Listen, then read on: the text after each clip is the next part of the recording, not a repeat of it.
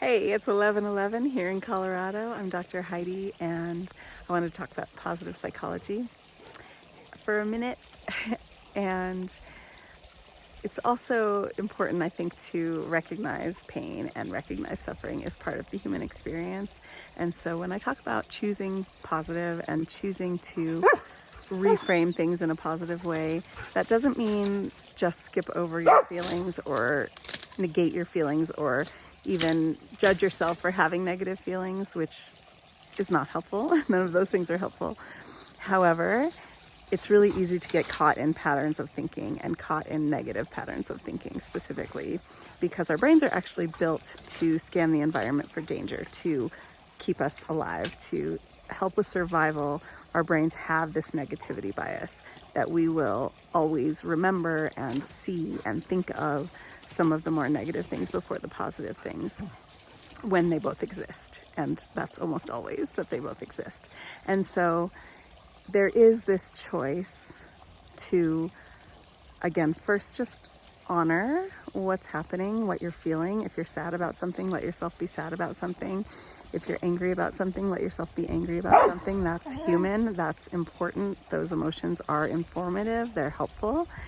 And then there is a choice. There's a choice about how you write the story, how you tell yourself your reality is. So there's a dog needing the bone to be thrown, and I can make that a negative story that, oh, he's interrupting my video and that's terrible, terrible. Or I can say, hey, look at that happy face. It's a good thing. It's a good thing. Play is a good thing, and imperfection is a good thing, and a little joy, a little interruption never hurt anybody. So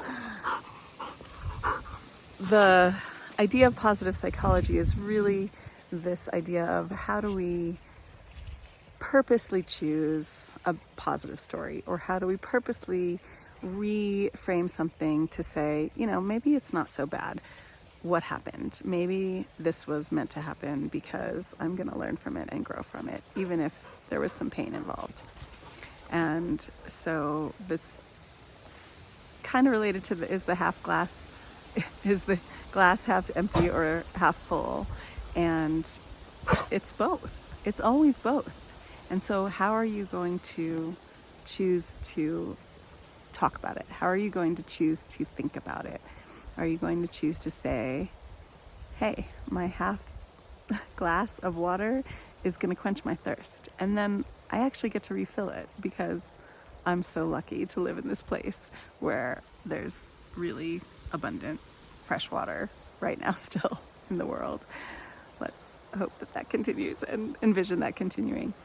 And that's a way to see it and to choose to be in life that will feel better and will continue to spiral in a positive direction because you're choosing to feel good. And when you choose to feel good, you create more good things in your life. And when you choose a negative story and allow that negative story to create your reality, that will then also spiral, but in a negative direction. And so how do you want to write your story? It's your choice.